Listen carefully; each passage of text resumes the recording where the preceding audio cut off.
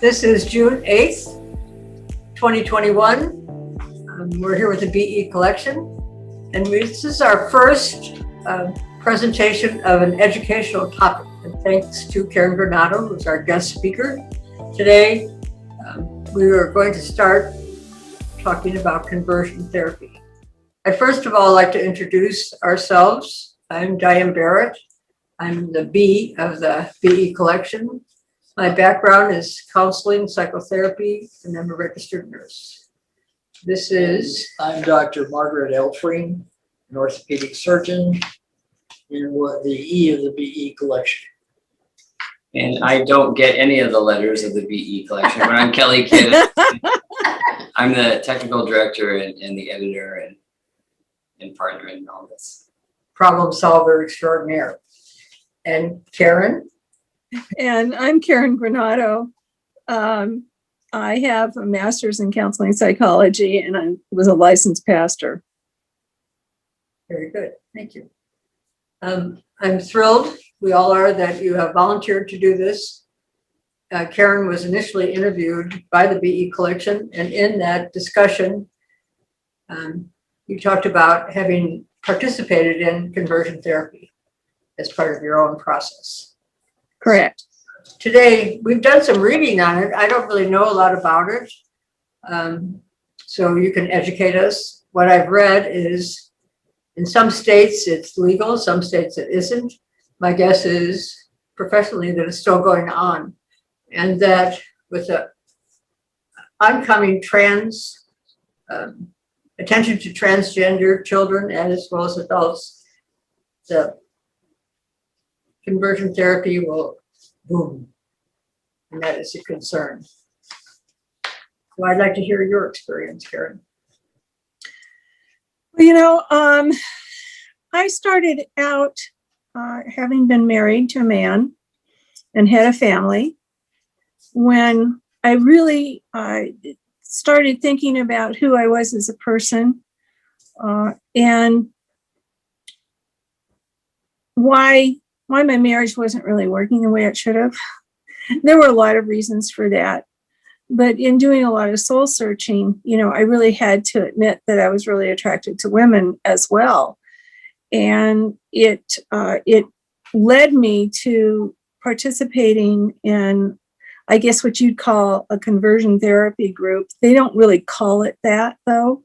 What do they call? Well, it's more like a support group. They see homosexuality as an addiction in the church. And they also see it as something that's not in God's will, that human beings were designed, as male and female, and you have your respective roles in that, including sexually. And so they see it as something that is caused in many ways by a lack of nurturing in the environment in which you grew up in, that it has nothing to do with genetics, and that it is something that can be reversed, by going through, in this case, I went through a 36-week program and participated in it for several years. How many years did you participate? What? How many years did you participate? Oh my goodness. I was involved in the Vineyard Ministries for, trying to think now, probably a good 6 or 7 years. Mm. And were you part of this program while you were during that whole span of time? On and off, yes. Okay.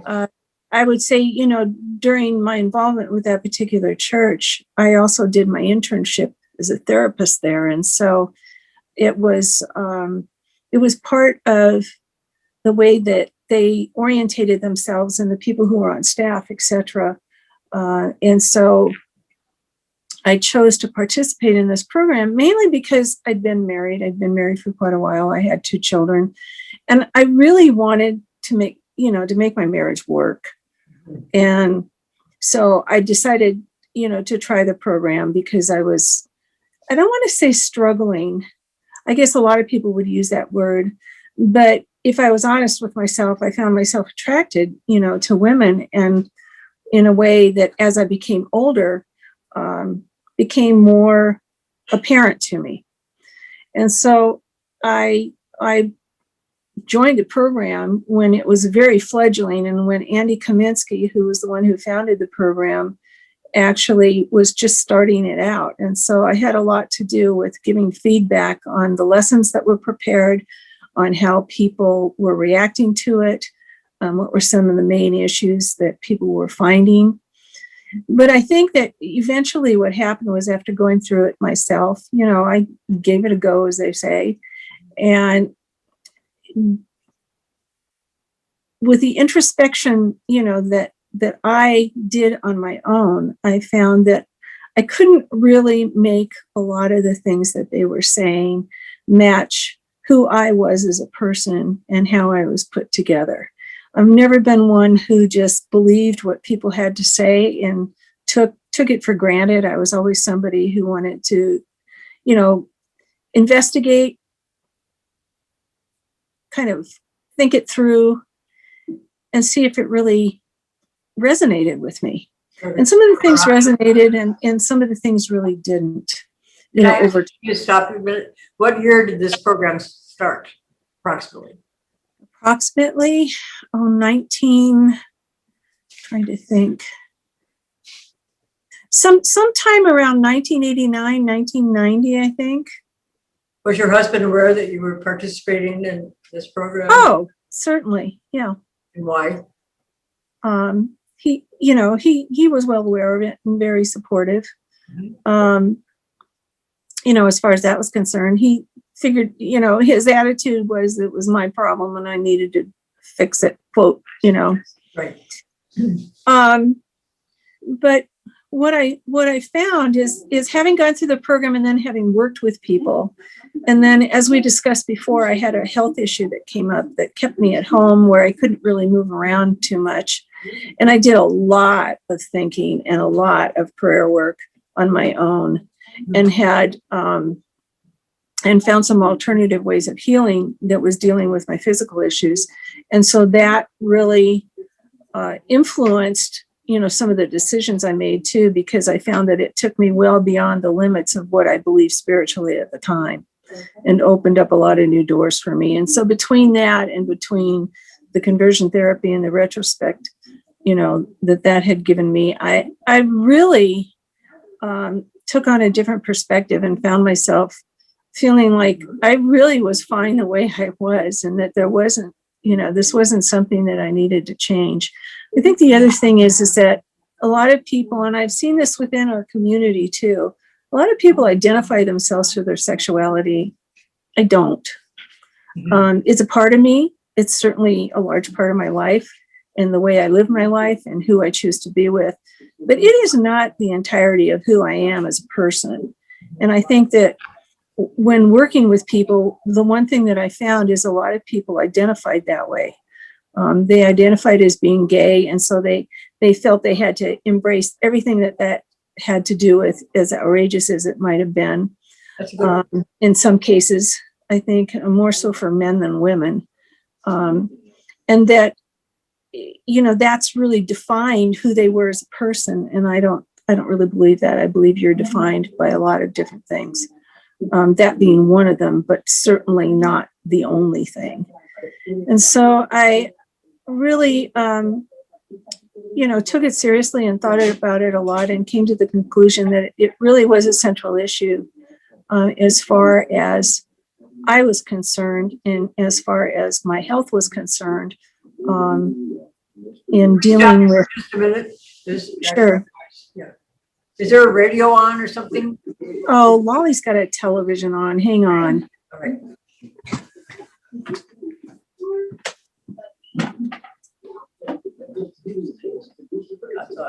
Good call, Diane.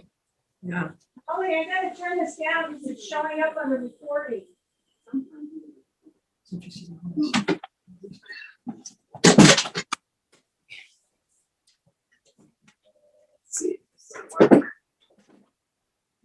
Perfect.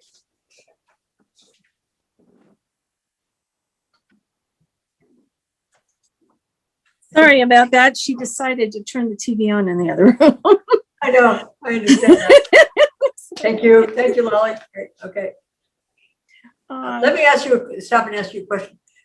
Did you think at the time that, was it presented that homosexuality was a sin? Oh, yes, Okay. Definitely. What denomination of your church was your church? Well, the church was a multi-denominational evangelical church. Okay. The Vineyard is kind of an independent church. Hang on a minute.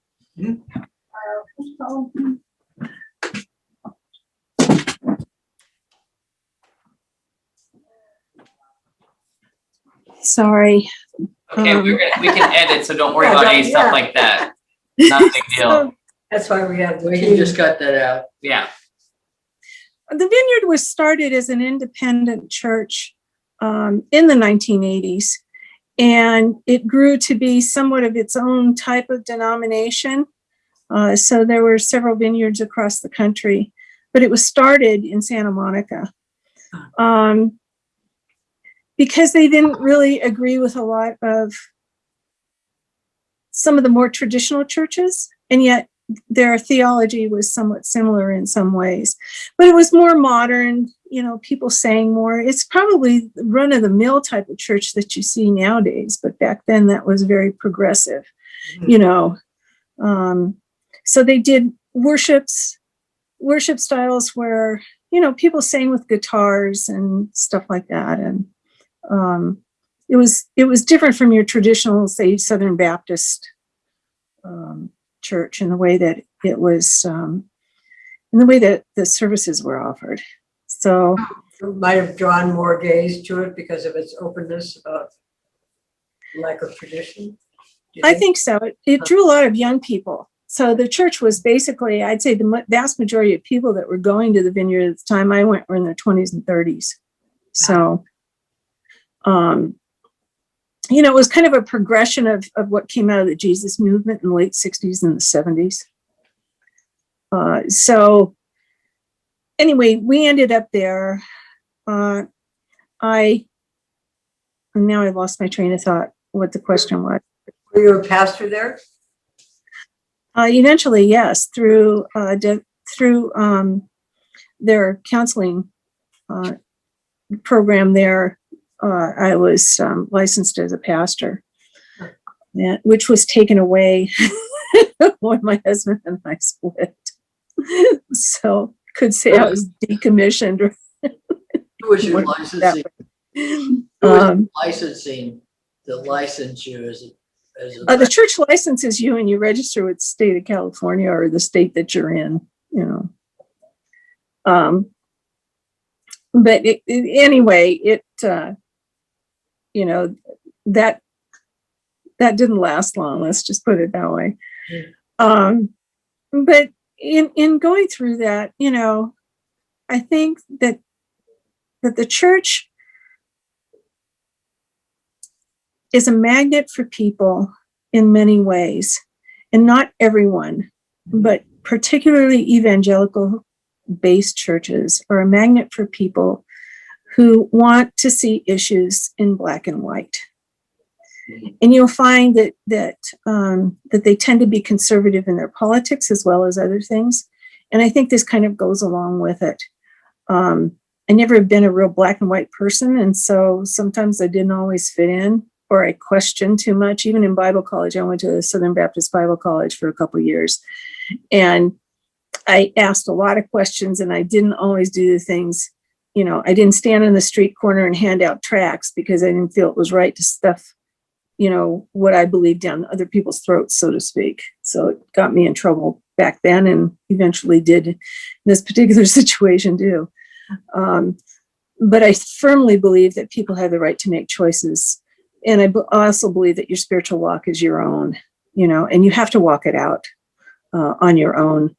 It's not something someone else can do for you. You can have people who guide you along the way or may offer you, some advice, etc. But it's something you do yourself. It's not something that you rely upon someone else to tell you what it is you have to do.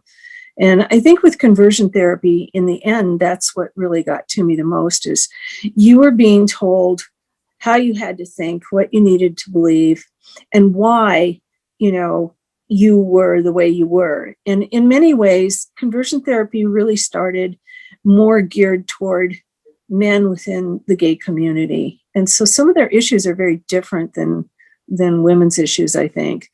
And when you read a lot of the literature, and you'll find that, they blame the fact that, oh, he was a mommy's boy and his dad didn't give him enough, attention, and these are still things that are being said, I think, within these particular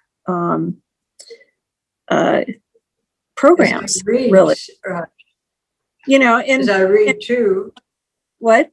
Sexual abuse of the child is a significant. Yes, barrier. and they believe that is, and in some cases, who knows, that might be the case. But in the case of conversion therapy, only 28% of the people who go through that type of therapy, one, stick with it, two, are successful, in relationships with the opposite sex, and so it's not as successful as people want you to think that it is. It's not the end all be all. Right. And Karen, real quick Karen, question, Karen. Is there, and I'm sure part of the thing, is there like a checklist that you go through week by week? Like, do they monitor your progress. your progress? And if so, what kind of standards do they use? You know what I mean? Is there a test? Is there confessionals, or what's your? Well, I guess you could say they monitor your progress if you want to look at it that way. Most of what it is are meetings that are very similar to AA meetings. You talk about, how you're doing for the week. Did you struggle with, with wanting to have same sex with someone? Are you missing your ex-partner? Because a lot of people literally left their partners to come into this program. What are you struggling with for the week? How can we provide you with support?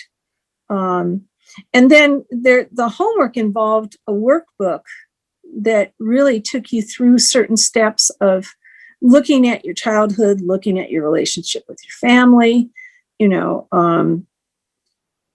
what types of issues come up for you when you talk about your family? How does this key into your sexuality? Those types of questions. Did you get feedback when, say, you were in your group and you discussed your week? Were you given feedback by the group or the facilitator? I see. So it wasn't just the group. Yes. Mm-hmm. So it was really based on a support system type of thing. Uh-huh. I think it still probably is.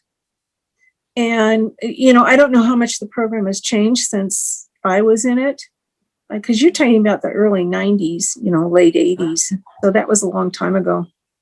And I'm sure that people like Andy Kaminsky have probably refined what they're doing at this point. And there I go again. That's okay. They really look at things, very, I don't want to say broadly, but rather narrowly, where when you don't have to check a box, there's not a list, so to speak, but you are expected, to behave in a certain manner. And the expectation isn't that these feelings go away for you. It's that you control them by bringing these issues to Christ and letting him, change your life and change your perspective. Because even if you read some of Andy Kaminsky's writings, and I understand that since I've known him, he's written several books, and I mean, I haven't spoken to Andy in, 26 years. So, but my understanding is that he still feels that people are going to feel very childlike, that their need, for fatherly, particularly in men, recognition is played out in their sexual addiction with men. And he still feels that way. I looked him up online and read a few things, just a couple of articles recently. And and he hasn't changed his perspective on that at all. He doesn't really mention it in regard to lesbians. He doesn't say much. If you look at his writings, the vast majority of them refer to his feelings and experiences regarding what causes the issue in men. And I think that's because he's a man himself. Or the woman, male, female placement in society. Right, definitely. Right. Marge had a question? Yeah, I have a question. Were you aware of any of those things like electrotherapy and things like that to change? Your direction?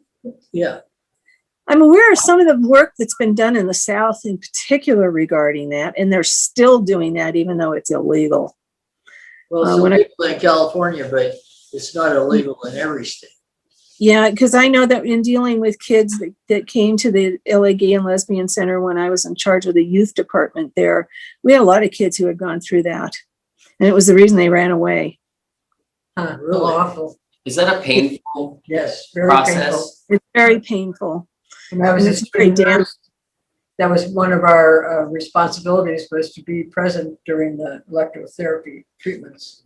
Oh, And what was I, 17 years old? It was appalling. It's awful. And it is painful. They didn't really deal with that, in the circles that I was in at the time. Mhm. I didn't see an awful lot or hear an awful lot about that until I started working with the homeless youth in Hollywood.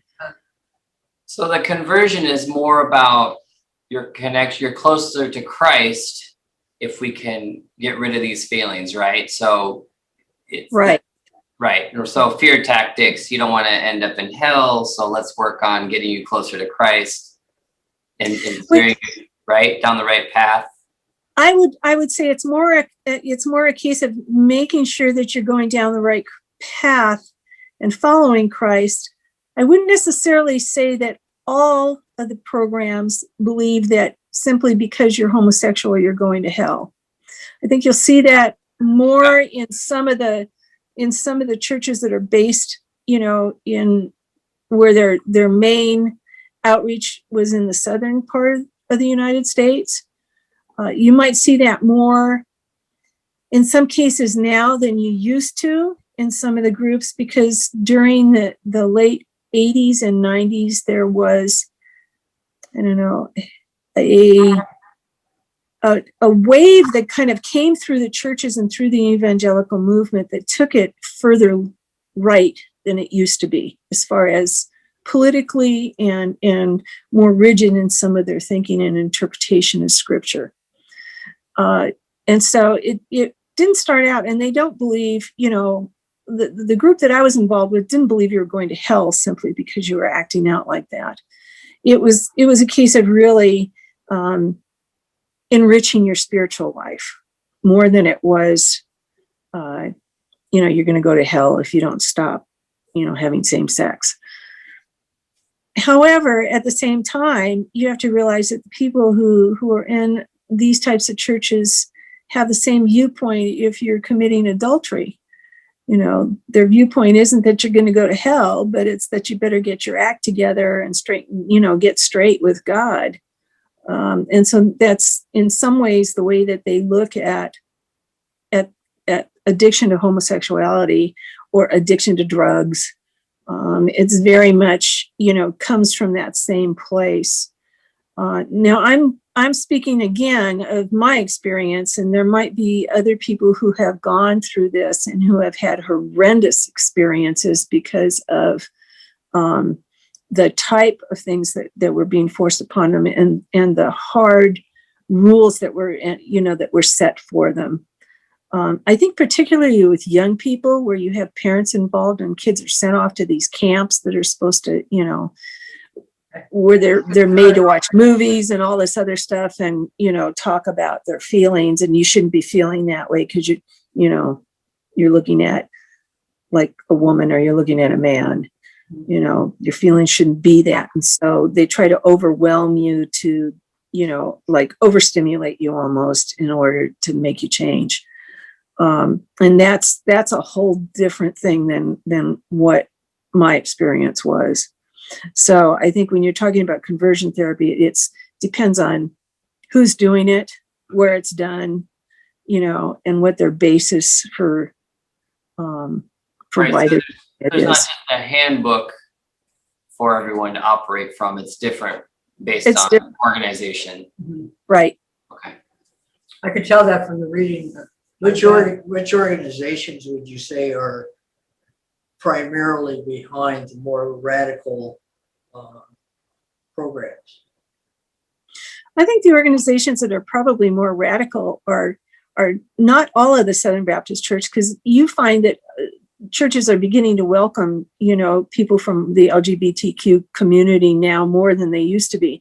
But I would say a lot of the real hardcore evangelicals in some of the southern states, which in those movements, and churches have spread throughout the United States in the last 30 years, to where you have more people who have embraced a more, I don't want to say defined, but a more rigid view of what Christianity should be and a more rigid interpretation of the Bible. And I think those are the ones that are really, really hardcore. And again, I think that the people that sometimes are attracted to some of those are more borderline type personalities. Everything's black and white, and so they find their roots not in who they are necessarily, but in how they're defined by other people. And I think that when you're looking at organizations that play on that, it really, I don't want to say suckers people in, but that's kind of the way I feel at this point. When you were in these, Target. did people become attracted to other people in the group? Oh, yeah, Yeah. that happened. I could see that. And it was very, very difficult to deal with. I had a very good friend at the time who was a professional tennis player.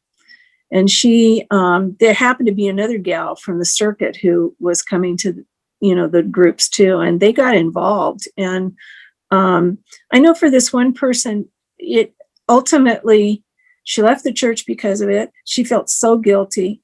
And I ran into her several years later at a concert, and it was really apparent that she'd become an alcoholic because she couldn't deal with the fact that she felt so darn guilty about what she was involved in. And that broke my heart. She was a really amazing woman. And I think that's the long-term damage that comes out of some programs.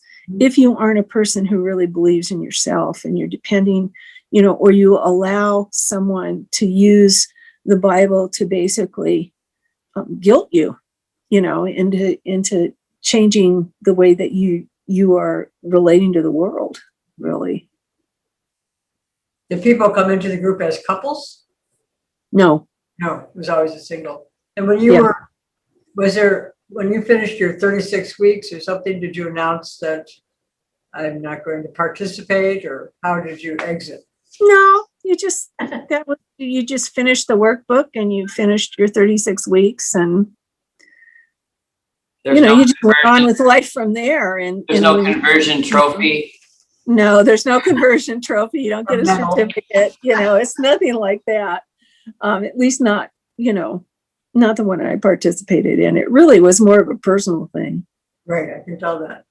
I think your personal integrity led you to start it in the first place. Right. Knowing you from our prior relationship and your interview, you have a lot of integrity. Yeah. Well, I really, and that probably is, my integrity is important to me. And I had made commitments, like I said before, and I wanted to feel like I had done everything possible to make things work, and it wasn't until I realized that this was not going to work, that my husband and I finally split. Was there and he had his own issues too. I mean, it's not just me. I mean, there were a lot of things and a lot of reasons for it, but but I felt that by the time I was done and ready to leave, I had done everything possible that I could on my end to make things work.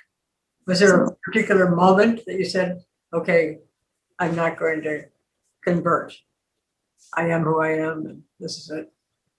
I think it was a gradual thing. It wasn't like, the light bulb went on all of a sudden. It just was, gradually over time. I just realized, and I had also been doing some additional training after I got my graduate degree in body-centered therapy. And I don't know if you are familiar with it, but it's used for trauma victims. It's very effective, particularly when combined with didactic therapy, because there are some things that people can't really talk about, but they do have neural memories of. And so it actually releases some of these and allows people to walk through therapy much quicker sometimes. You hear of people being in therapy for 10 years, and that type of thing. And I think that people that participate in body-centered therapy find they don't spend the number of years in therapy that a lot of other people do.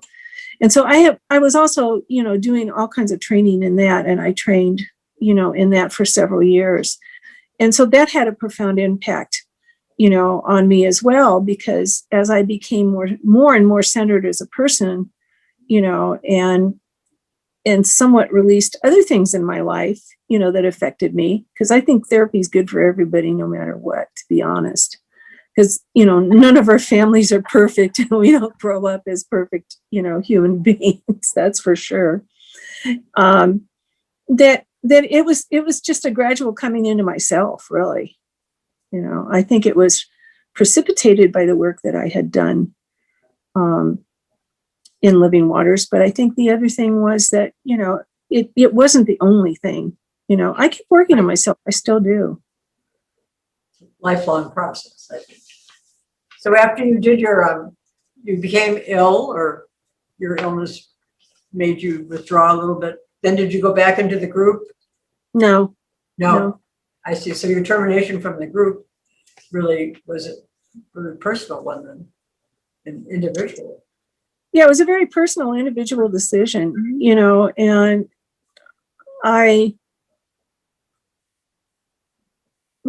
we actually stopped going to that church for one reason, because it was in Santa Monica. We were living in San Pedro. It was a long way. It was really hard traffic was getting worse on the freeways. It was just a lot of things. But I had stopped working with that group prior to that. And I still had friends, that were on staff with them. And it, so it wasn't like I just cut them off. Right. But I did tell several of them about my decision, when I finally did, and when my husband and I split. I had a long talk with a couple of them and told them where I was at and how I felt. And this was not something that I felt that I could continue to do in my life, because it wasn't really me. Right. Good for you. How long after that did you obtain your divorce? Oh, that was a while, because when my husband and I split, he refused to give me a divorce. So I had to fight for over 3 years to get one. Wow. I remember that. You have to fight for a divorce? Yeah. It wasn't until he met somebody and wanted to get married that he agreed to the I divorce. remember that from your first interview. It's not, excuse me, I'm not very familiar with binary relationships, but you have to actually get both to agree for a divorce. You can't just say, I want a divorce and that's it. No, you can't. It's really hard. If they don't agree, then you have to go to court. And then it becomes a really big fight in court, particularly if someone doesn't really want it. And then when he did, let's just say his actions weren't very honorable, and leave it at that. So at that time, wasn't counseling required too for the couple? No, No. only for our children. Okay. And so was the entire fight about who was going to have the children in their home, or was it? Let's hold it for a second. Let's get that question in a sec after the trash truck goes by. Right. Was that? All right. Okay, wasn't the problem in court wasn't about the best interest of the child, it was about whether or not you should have a divorce? I mean, I'm coming from a very unknowledgeable position. I have no idea of what, Well, the problem in the court is that at the time that I got a divorce, courts were still very homophobic. Mhm. So I chose a court in downtown LA that I was advised was better than the court in the San Fernando Valley, which was where I was living at the time. It turned out that wasn't necessarily the truth. You know, judges can be exceedingly homophobic. Pretty individual, I think. but why would they want to force a lesbian to be married to a guy? Because it doesn't have anything to do with that in some ways. But in other ways, they feel, you know, at that time, they didn't feel that homosexuals should have children. So, It was you know, about 1999. if that answers your question, they thought it was better for the child to be with somebody who wasn't in a same-sex relationship or had those, you know, Okay. intentions. That was in 1999, around that time? Yeah. Okay. One more question about going back to conversion. I'm assuming there's support groups for people that had to reprogram themselves to let them know that they were okay after have gone through a program. Am I right? Was there support groups to kind of help people out of that, or for those who said, "Wait a minute, this is not for me. I'm actually." I think there are nowadays. There Okay. weren't back then. Oh man, God bless you for figuring that out. No. That's- And I think for me, and I really want to emphasize this, for me, I don't know why it didn't give me such a bad experience. You know, that my experience wasn't as horrendous as other people's.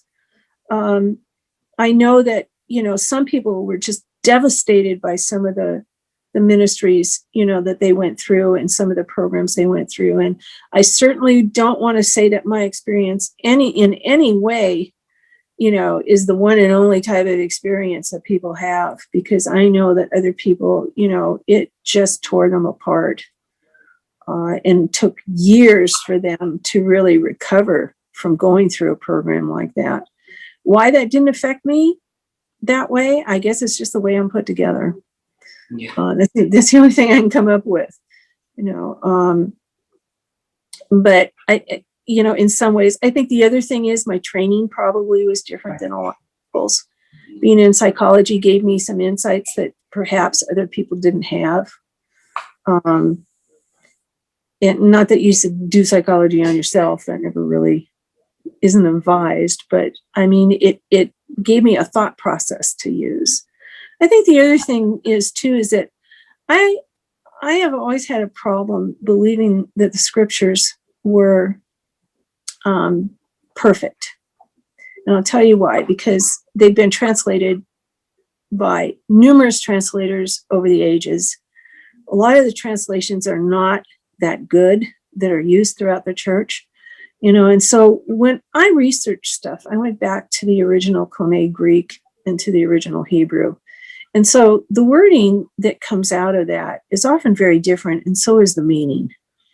And I think that a lot of people don't take the time to do that. And for me, it made all the difference in parts of scripture that other people use as weapons against homosexuality, I think. And here's one, since you've done the research, what did Jesus Christ himself say about homosexuality? He really didn't mention it. Right, there you go. Okay. No, it's Paul that talks about it a lot. And I think it's because Paul was greatly influenced by Rome and by Romans and their practices. But if you look up the words that are used for homosexuality, they don't mean what you think they mean. They often are referring to pedophilia. So I think I think there are people coming out now with research in that area, and I think it's desperately needed, you know, to clarify what scripture really says. Do you Or still what it consider really means. yourself Christian? You know, that's a really hard question. It's okay. I knew you could handle it though.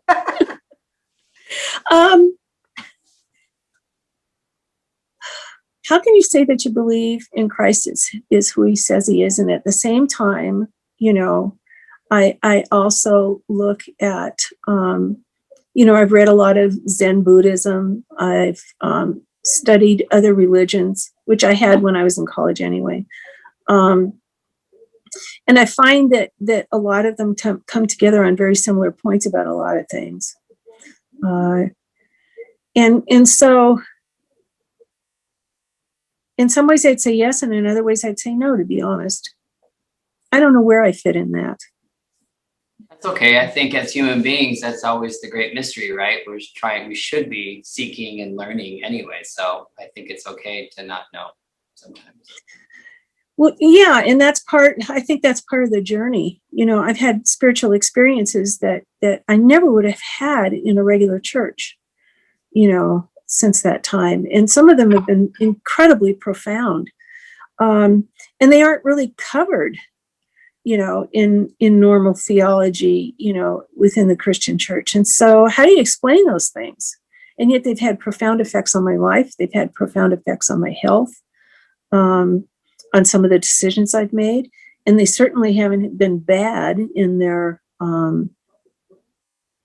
results. So that's why it's hard for me to really answer that question, because I honestly can't. And I figure, you know what, when I get there, I'll find out. That's a good answer, though. I like your answer. Have you had more of those since you've been out as a lesbian than before? If I had more of what? Those experiences, the spiritual experiences? No more than I'd had before I really came out. No. I think that The reason for that question is, I personally, since being out and being comfortable with that, as comfortable as I can be, I'm more open to those experiences.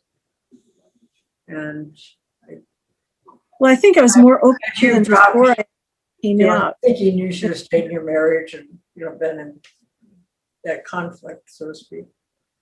Well, and it was those experiences that really, profoundly led me to make the decision that I made concerning my marriage, and the reality is that while I was getting better and healthier, my husband couldn't deal with the reality of some of the experiences I was having either.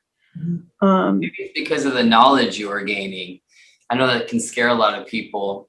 The smarter you become, the more intimidating you are as a partner, perhaps. It seems like you're really into discovering and learning, which is what I admire about you. Oh, well, thank you. I think, and I think strong women too are intimidating. Yeah. Yeah. Right. Let's hold it real quick. Right, the trash truck We is have the U.S. Army coming down the hill. An important part of civilization. right. Glad I'm not the only one that's got outside sound effects. I know. Tuesday's a good day, but not a good day for trash. Almost there. There he goes. Now he's gone. All right. Okay, we can go back to. So this is good. Would you be open to someone contacting you regarding this experience if they see this video? Oh, Yeah. You can say no. Yeah. I really would have to think. Right. Only because since I've retired, I've really backed away from a lot of things, including, a lot of my work in the community, mainly because I'd done it for so long, I was getting tired. Right. It would have to be, I think it would this depend on contribution. the circumstance and where the person is. Because it's not something that a one-time conversation is going to solve an issue with someone. I don't think we'll put this in there then. Right. Okay, Yeah. we'll eliminate my question. I understand. Okay. Yeah. Totally understand that. You're you're excellent at explaining your process and the process that you went through. So I could see somebody say, "Whoa, I'd like to talk to her." But I think your video, this content alone could be enough to help a lot of people in general without contacting you personally. So thank you for that. Mhm. Oh, you're welcome. And if I had anything that tidbit I could give people is that life goes on. And I know we become older, but sometimes as we become older, we become very complacent. because it's easier. It's easier to just put up with where you are at in life and what's going on at any age. But even more so, I think we become comfortable, in our skin, so to speak, as we get older, and we forget that we still have a journey ahead of us. And it really doesn't end until we leave this life, and I really firmly believe in that. And so what I believe today may not be exactly what I believed a year ago, because I learn continually, and I would hope that other people, have that same desire to change. Because one of the things I found in being a therapist and dealing with clients is the people who were successful in conquering their issues, so to speak, or in making their relationships work, were people who were willing to work. And if you aren't willing to work on yourself and you want to blame everything else on, everything on someone else, then you're not going to get very far. And a good therapist can only help people and guide them along to the point of which they have themselves, I think, That's resolved. right. And you're not going to enjoy it. You're not going to enjoy the life either as much as someone who seeks to change and to learn. No, I think it becomes rather stale. It's like water in a puddle that just sits there and it becomes stale water. Well, it's that same thing. I think,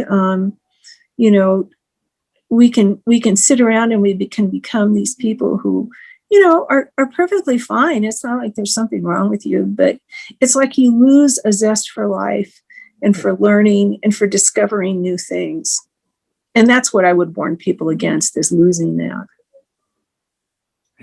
All right, in closing, do you have some questions, Marge? No, I've always looked at, I grew up in religion and decided it was not, did not hold the answers. Very strong in heaven and hell and all that nonsense. Yeah.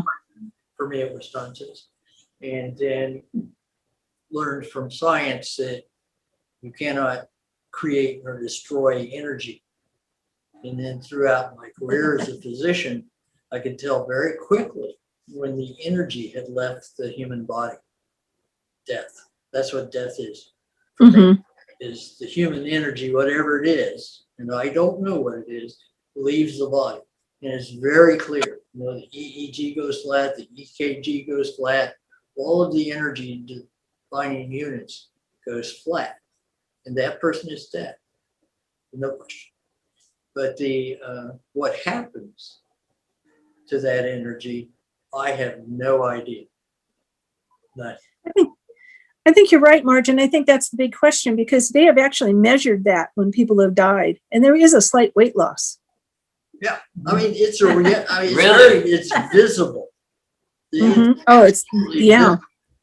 And so you put all those things together, and I don't have an answer, but I used to give my patients the following answer: was there's a group of individuals in the world who are, I don't even know if it still exists anymore, but they believe that the stars are the campfires of the dead. And I was surprised how comforting that was to people who were on the edge. Mm-hmm. I like that story. Yeah, it's just, I don't know how valid it is. It's an age-old sort of statement. It has nothing to do with any particular religion, but it's more comforting than thinking of heaven and hell and that your underwear are going to burn the minute you go to hell. Yeah. Oh yeah. Well, it's really interesting you should bring that up, because when I was in Bible college, that was a concept that I really, really couldn't identify with, and that was that people were going to hell. To me, that made no sense.